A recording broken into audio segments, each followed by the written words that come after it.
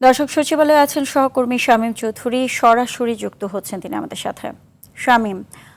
শামীম, বিএনপির রাষ্ট্রপতি প্রার্থী মির্জা ফখরুল ইসলাম আলমগীর মনোনয়নপত্র জমা দিতে কখন নির্বাচন কমিশনে যাবেন এবং মির্জা ফখরুল দল থেকে পদত্যাগ করায় তার স্থানে কারা আসছেন, এ ব্যাপারে কিছু জানতে পেরেছেন কিনা?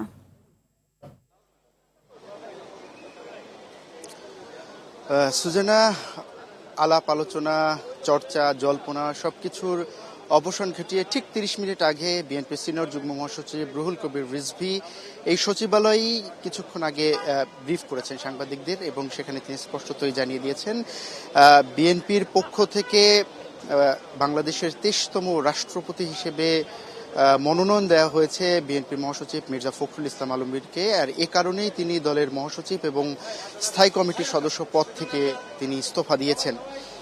আমরা দেখেছি যে কিছুক্ষণ আগে বিএনপির সিনিয়র যুগ্ম মহাসচিব রুহুল কবির রিজভী, বিএনপির যুগ্ম মহাসচিব শহীদ উদ্দিন চৌধুরী অ্যানি এবং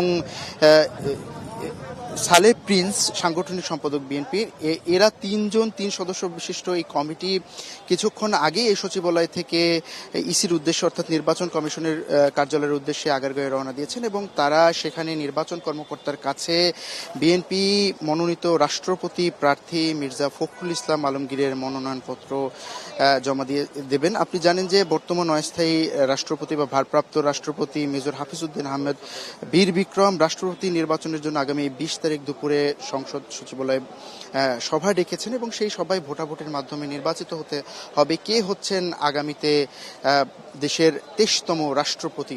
তিনজন ইতিমধ্যেই তারা রওনা দিয়েছেন, তারা পথে রয়েছেন। কিছুক্ষণের মধ্যেই নির্বাচন কমিশন কার্যালয়ে গিয়ে নির্বাচন কর্মকর্তার কাছে মির্জা ফখরুল ইসলাম আলমগীরের মনোনয়নপত্র তারা জমা দিবেন।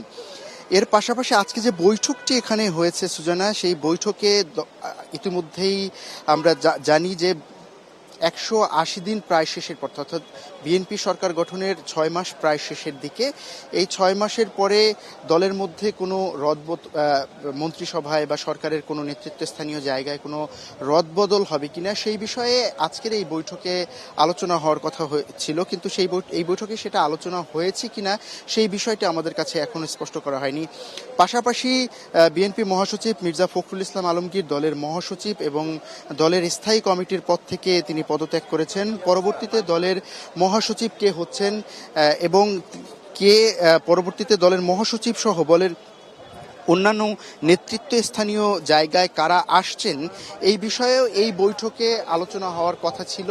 সেই বিষয়ে আলোচনা হয়েছে কিনা বিএনপির সিনিয়র যুগ্ম মহাসচিব রুহুল কবির রিজভী আনুষ্ঠানিকভাবে যে ব্রিফ করেছেন সেই ব্রিফে কিন্তু আমাদেরকে স্পষ্ট করেনি। তবে তিনি বলেছেন দলের পরবর্তী মহাসচিব কে হবেন সেই বিষয়ে আলাপ আলোচনা চলছে, সময় সুযোগ মতো সেই নামটিও ঘোষণা করা হবে। এখন পর্যন্ত স্পষ্টত আমাদেরকে জানানো হয়নি। তবে আমরা বিভিন্ন সূত্রে জানতে পেরেছি যেহেতু বিএনপি মহাসচিব মির্জা ফখরুল ইসলাম আলমগীর তিনি দলের মহাসচিব পদ থেকে ইস্তফা দিয়েছেন, পদত্যাগ করেছেন, দলের সিনিয়র যুগ্ম মহাসচিব রুহুল কবির রিজভী আপাতত দলের ভারপ্রাপ্ত মহাসচিবের দায়িত্ব পালন করতে পারেন। বিভিন্ন বিশ্বস্ত সূত্র থেকে আমরা এটা জানতে পেরেছি। তবে এই বিষয়ে এখন পর্যন্ত আনুষ্ঠানিক কোনো বিবৃতি বিএনপির পক্ষ থেকে পাওয়া যায়নি এবং বিএনপির কোনো স্থানীয় যারা দায়িত্বশীল নেতৃবৃন্দ রয়েছেন তাদের কাছ থেকেও এই পর্যায়ের কোনো তথ্য আমরা এখন পর্যন্ত পাইনি।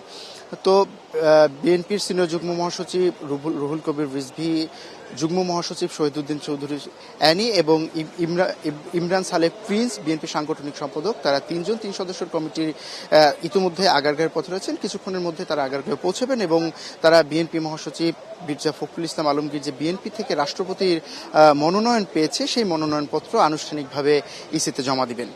সুজানা, এই ছিল আমার কাছে এখান থেকে সর্বশেষ। শামীম, আপনাকে ধন্যবাদ।